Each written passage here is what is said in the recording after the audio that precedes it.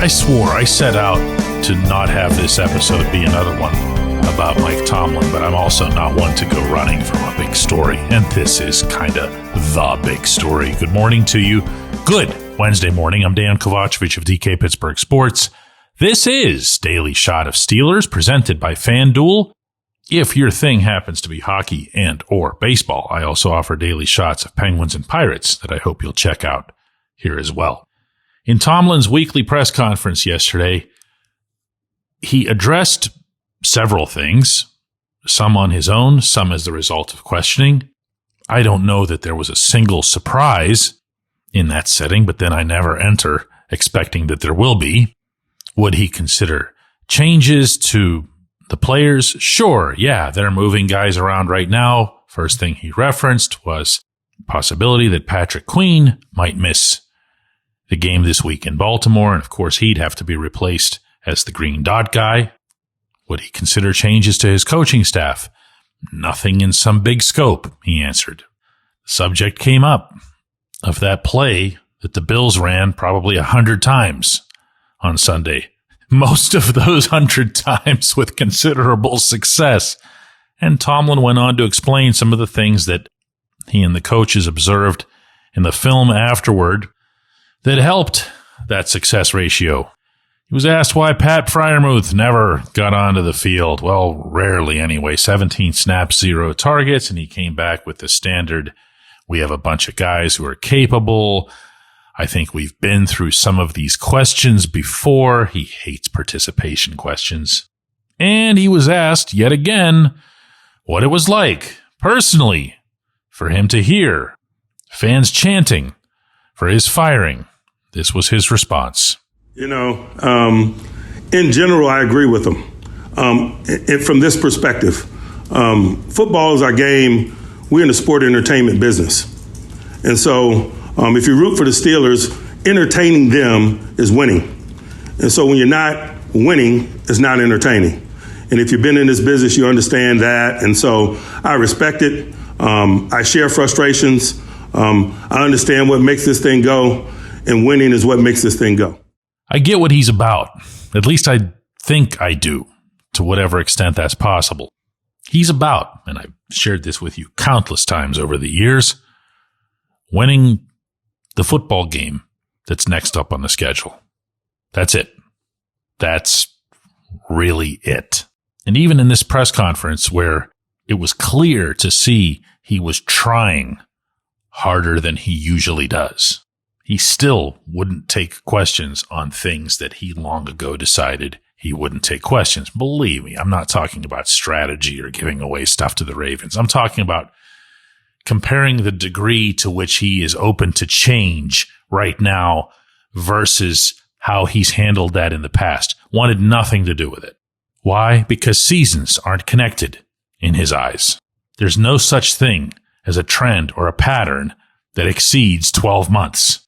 But this thing that he's tried now twice, between right after the game Sunday and now in this press conference, of putting himself into the fans' perch, really, when it comes to being frustrated or expressing frustration.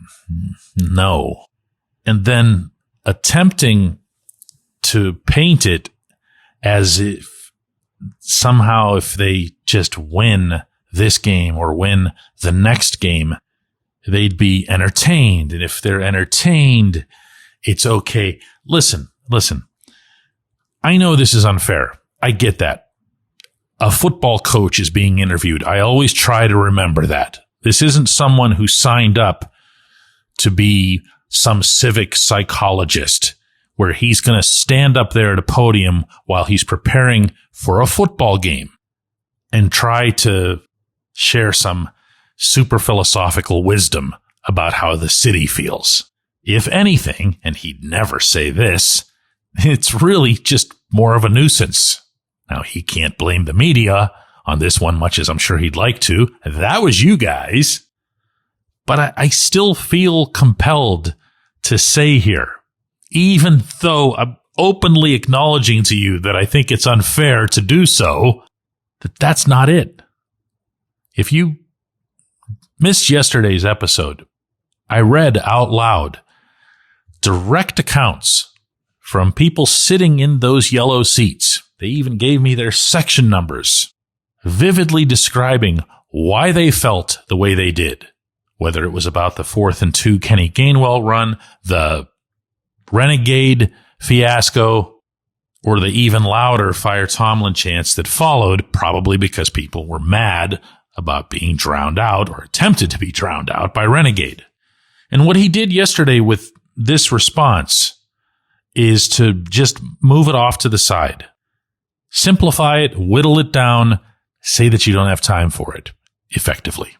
And he thinks, based on what he actually spoke out loud, that it's as simple as if we'd won, we would at least have, I don't want to say we would have shut them up. I'll say we wouldn't have had to deal with this. And I'm sure he's right. Steelers were winning in the first half. Steelers were winning entering the second half, and then everything went to kablooey land. That's not why they were booing. He knows that. That's not why they were chanting. He knows that. And a win on Sunday against the Bills wouldn't have altered the broader feeling that's been accumulating here for years. And heck, a win Sunday, this coming Sunday in Baltimore, that might actually disappoint some people who'd rather see that. And I'm hearing from them all the time. The team just lose out. Put Art Rooney in a position where he has to make a move, or at least we would think he has to make a move. So to try to put this in the clearest context I can offer you, I'm not necessarily taking issue with the answer that he gave in a week where he's preparing to face the arch rival in their stadium for first place.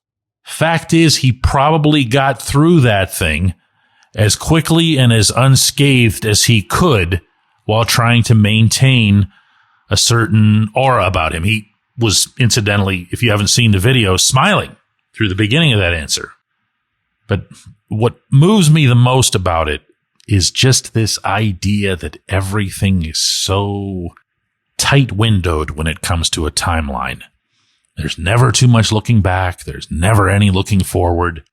And if I had to concoct a single thing, if I had to take everything that's wrong with the Steelers over the past decade and roll it up into a big, nasty wad of tape, that's what it would look like. Everything is about that season. Everything within that season is about one game. That plays in the locker room. That doesn't play when it comes to running the operation. When we come back, J1Q. This segment of Daily Shot is brought to you by our good friends at Mike's Beer Bar. They're located on Federal Street, directly across from PNC Park. Mike has more than 500 beers on tap, including from more than 50 local breweries. Stop in and say hello. Tell Mike we sent you. Mike's Beer Bar. Football season's finally here. Time to check out the latest odds, futures, and win totals on the FanDuel Sportsbook. Think the Steelers are headed to the Super Bowl? Lock in your bets today. Whatever your game, FanDuel Sportsbook delivers the latest lines, futures, and specials, so you can join in on all the action.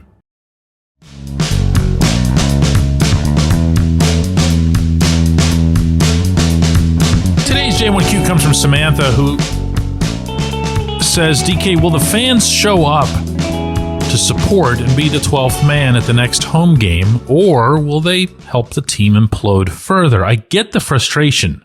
We spent a lot of money flying in for a game when Ben Roethlisberger was the starting quarterback, and we got to see the backup play, and we were disappointed, and the season wasn't great. But to boo the team makes me sad. Are they playing well? No. Are there coaching issues? Yes. But for the fans to boo the team seems just sad, and, well, I won't do it.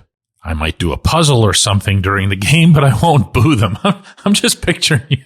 I'm picturing you, Sam, sitting down there in one of those yellow seats, and your bitter vocal protest to what you're watching is to just do a puzzle. One of the reasons that I valued the J1Q segment that was unusual yesterday, in which I read I believe it was about a half dozen of the 60 plus responses that I got from people written out who were there explaining what they saw and heard and why they reacted the way they did, however that happened to be, was that they're the only ones that can answer this kind of stuff. I'm not that. I'm there working. I'm in a press box. I'm behind a big old pane of glass that's completely closed. And as such, to be honest with you, it feels kind of cut off. You're out there. You're real. You have a voice. As I said yesterday, your voice is the only one that counts. If your voice and your choice, Sam, is to do a puzzle, great for you. If someone wants to stand up and boo or chant, good for them. You'll hear this all the time and from everybody, but if you pay your way in, barring doing something illegal or immoral, you have every right to let them know how you feel. Or, in response to Mike Tomlin's assessment of your wanting to be entertained, you could pull a great big Russell Crowe on them. But to what you asked about the fans possibly showing up at the next home game and being supportive, or will they help the team implode further, I have a couple of things to say. One, and I'll repeat this from the end of the last segment, there's people who want them to lose now. There's people who, in my estimation, understandably, have lost hope in the management and then in turn, the ownership of the franchise. And there's people, I dare say, at the risk of throwing out reckless strays here, who also know what this is like based on attempting to support the baseball team across the parking lot. This is Pittsburgh. All of our teams have the same first name. All of our teams wear the same colors. Only city in North America that has that. And that feeling that you have in trying to push for anything positive out of the Pirates is one of helplessness, hopelessness, because you can't trade an owner. An owner is not going to sell unless they have to sell. You're not going to fire them. So you feel like there's nothing, not even the greatest young pitcher in multiple generations falling from the clouds into your stadium that can make a difference. And so you get mad. And that's that spot that's somewhere in that range between anger and apathy. And in Pittsburgh, we don't do apathy particularly well. We can lie to ourselves and say, I'm tuning them out. I'm not watching this. No, yes, you are. Yes, you are. I'm never going to set foot in that place again. Yes, you are. Yes, you are. Because this isn't a normal city. We don't respond to sports as if they are, to borrow from a certain someone, entertainment. They're not. They're part of who we are. They course through our bleeping veins. This is Pittsburgh. It's not Phoenix. It's not Charlotte. It's a place that knows what it is, knows who it is. It comes with real identity. And Sam, most everybody here is really, really mad. And the truth is they're probably not going to do puzzles at the next game if the Steelers struggle at home in that Monday night matchup against the Dolphins. Because as long as I'm laying out the parallels here between the Steelers and the Pirates right now, once baseball fans here began doing the sell the team chants at PNC Park, and that ice was broken at the home opener this past season, they became pretty commonplace. Anytime the team would really, really struggle or throw the ball all over creation in the field, nobody was picking on the manager, nobody was picking on the players. They went straight to the top. Sell the team. Sell the team. And what happens once there's one of these, and then everybody in town is talking about it, becomes a reflex. Now, if we had that stadium full of Samanthas, we would have, do that Wordle, do that Wordle. All right. Enough for today. Don't forget, we have a double shot of Steelers coming your way today. It'll be an hour earlier than usual. It'll be at 3 p.m. because I have a flight to Tampa to cover our third team, the only one that's good. The Penguins will be facing the Lightning down there tomorrow, so don't forget to tune in for Double Shot of Steelers, and don't forget, next Monday we're debuting Double Shot of Penguins as well. It'll be right after it. Thanks so much for listening.